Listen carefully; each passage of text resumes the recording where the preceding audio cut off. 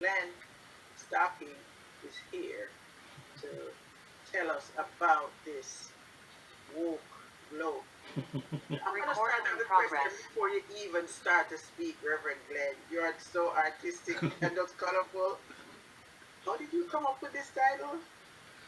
Well, it usually starts by watching the news It sounds poetic, but and hearing the normal doom and gloom people speaking yeah. about how terrible it is that everybody's so woke and all of this. And I just said, you know what? You just teed me off, and and so I'm gonna go with it. Okay, great. As we welcome Joan to our gathering. Welcome, welcome, Joan. Great. Yeah, and then my puppy's a little confused this morning. She saw me putting my shirt on, and she just assumed I was going away, and I'm not. So she doesn't quite know what to make of that. All right. Anyway, so as a writer and a public speaker, playing with words is what I do. Arranging words to convey a message in a manner that is pleasing to the ear or draws the eye forward on a page is often the difference between a story and a report. One is entertaining and perhaps informative, while the other is merely informative if you can stay awake through it. Playing with words by twisting and distorting their meaning is neither entertaining nor informative. It is destructive and divisive and almost always used with ill intent. Take, for example, this recently coined woke as a term used to disparage progressive ideas. In the minds of those for whom the status quo has worked out quite well, social evolution, the awakening of the common consciousness to oft overlooked social inconsistencies, is a mortifying revelation. There exists a mindset that will defend to the death ideas proven to be incorrect, rather than admitting to have been mistaken. And I'm going to go out on a limb here and declare that to be woken up to or becoming alert to issues originally around racial injustice, but equally to any bigotry, being awoken to those is a good thing. Spirit or God by any name is honored when we see our errors and correct them. Science of mind explicates the benign nature of spirit. We do not worship an angry God whose very human nature causes it to lash out in anger from time to time. We do not worship a vengeful God whose countless minions are tasked with watching for our every transgression and logging it for our eventual comeuppance when we cash in our chips. Nor do we worship a narcissistic God who demands feudal loyalty to its person. We relate to a power, spirit or God if you insist, that simply is, always has been, and always will be. We relate to this spirit with an understanding that it is the source and repository of all matter, energy, and ideas. We understand that we deny the nature of spirit at our own folly.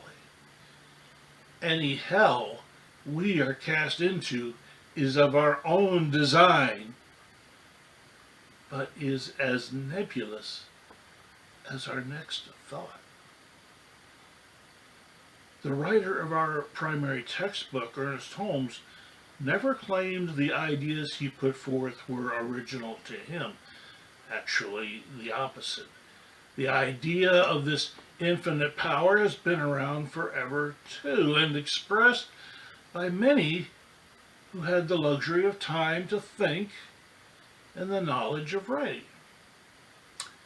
Even some who could not write themselves, or at least are not known to have done so, a teacher called Jesus comes to mind, shared this truth with anyone who would listen. Our existence on this earth is one consequence of an uncountable number of random cosmic collisions, coalitions, and condensations. Is it part of some grand plan laid out to the last detail eons ago in some distant situation room in the sky? Again, I take to the limb and suggest, yet, not very likely. And I offer this simple evidence. We are created in the image of God. Yes, I know a lot of people are confused by that. They think God looks like us. Not the way it is. Us reflecting spirit and principles, its principles and truths.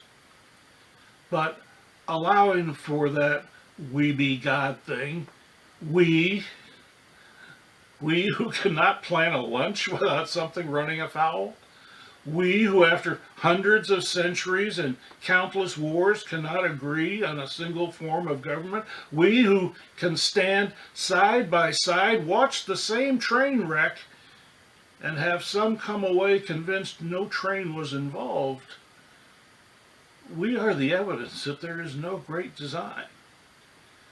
What there is chaos, unconditional love, and freedom of choice. And that scares the bejesus out of people who cannot fathom the depth of the power at their disposal and the implications that has for personal liberty.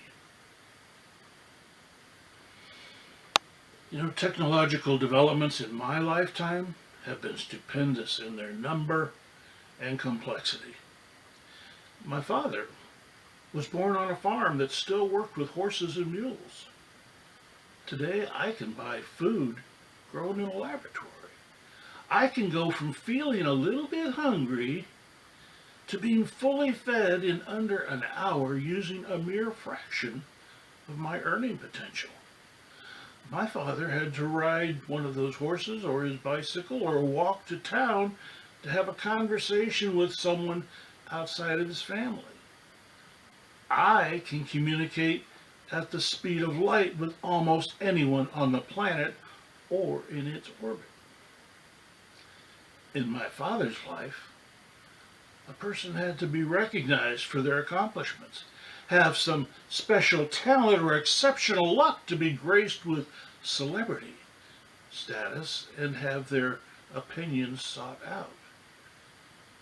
Now anyone with an internet connection can spew their mindless drivel online to anyone looking for a sympathetic connection. And some might count myself as among them. Alex Navalny, who recently died under suspicious circumstances in a Russian prison, is one whose opinions deserve remembrance. The first of those: ideas are more powerful than armies. By that saying, humanity, being itself the image of spirit, is in constant flux. We are in a constant state of growth, ever expanding our understanding and recognizing of our unity with Spirit. Spirit's own evolution is fueled by humanity's freedom of choice. Spirit on its own would be static and unchanging. And that, evidenced by humanity's existence, is not Spirit's nature. We are here to ask questions, discover answers, and find our way back to our spiritual selves where the chaos of creation is our happy place. And no army can ever bury that idea deep enough to suppress it out of existence. Navalny again. To be brave is not to have no fear, but to face your fear and overcome it. A way of saying that change can be a scary thing. We may lose power when things change. We may be held responsible for our choices when things change. Change is spirit showing us choices. Choices lead to discovery, and discovery takes us forward on our journey back to our spiritual beginning. Using fear to resist our fear leaves us with only an abundance of fear. Item 3. Change is not an event, but a process. It requires patience, perseverance, and determination. Now, some among us fear change because they think they might make the wrong choice. If I do not change, they say, I cannot make a mistake. Let's keep things right the way they are. We know where we are. But not changing is the mistake. Spirit cannot be static. By extension, neither can we. But change is a process. If one choice is not working out, change again. Be brave enough to say, I made a mistake. Let's try something different. Spirit allows us to do that. Spirit allows us to recognize our errors and in our next breath, change our thinking. If we have believed the lies others have told us all our lives about ourselves or anything else, and suddenly know the truth, we are not honor-bound to continue lives of darkness when we have been handed a light.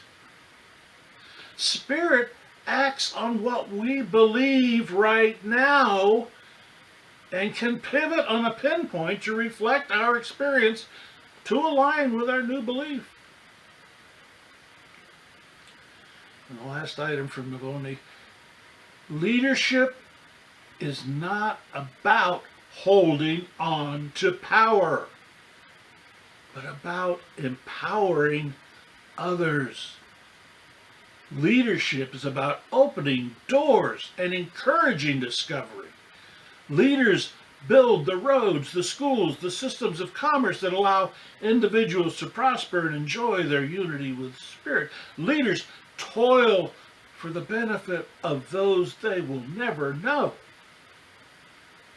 By understanding how the universe works, how our unity with spirit shapes the common consciousness, we are leading humanity to a brighter future where the clouds of anger and fear have no purchase.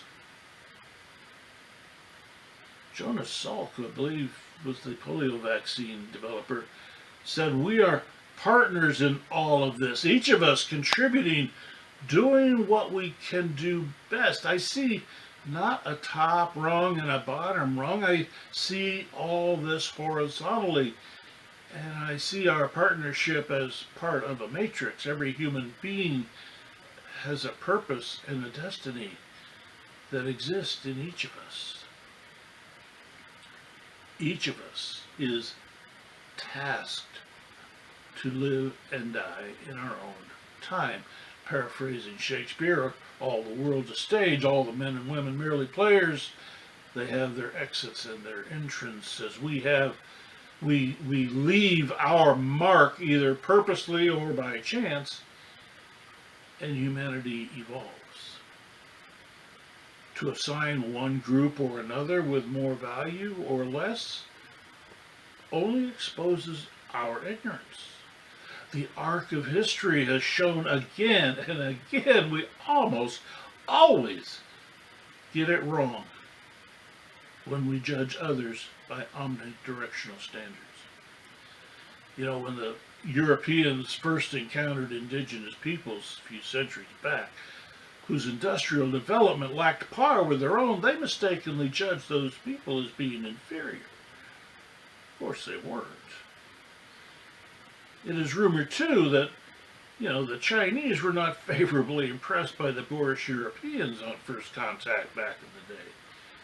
It seems their lack of knowledge was only matched by their lack of manners. I cannot speak for how women think, and I would never try, but I can express with some confidence how men think on some common subjects, and one such subject is our attraction to women. Now, don't get me wrong, attractive is in the eye of the beholder, but the common truth is every man's first thought when seeing a woman is yes or no. We're that simple. He does find her physically attractive, or he does not. Everything that follows is clouded by that first reaction. There are people, like those early European explorers, who see the color of skin, the religion we practice, and even our country of origin in the same way. We make a snap decision based on, at best, nebulous observation and opaque reasoning, then lock that filter into place as the lens through which all subsequent experiences are ranked. We see the other as inferior. They don't speak our language. They don't worship our God. They don't look like us. But you know what they do is love like us, cry like us, want better lives like us, and our individual expressions of spirit, just like us. Let me leave you today with this little reminder of how ancient an idea our spiritual evolution is. There's a little story in the Bible that is a parable about humanity's evolutionary arc along our spiritual migration. It begins when Moses awoke to the plight of the Israelites living in slavery under the rule of his foster mother's father. You may recall from one of the many movies made about this journey, if you haven't read the book, that there was an obstacle, a border of sorts that, after a long and miserable journey through the desert, stood between Moses and the promised land. And on their heels rode an army bent on suppressing any change to the status quo. But the Israelites had made a choice to evolve and leave the ways of Egypt, a choice to be free to grow and evolve in the image of God as they understood God to be. And lo, the reports say it came to pass, the border opened and the Israelites moved through and on to safety while the pursuing army was swept away, leaving only a distant memory of the times before. The belief of the Israelites, the idea of freedom and evolution, carried them across the impenetrable barrier, leaving all doubt behind. No army could deny them.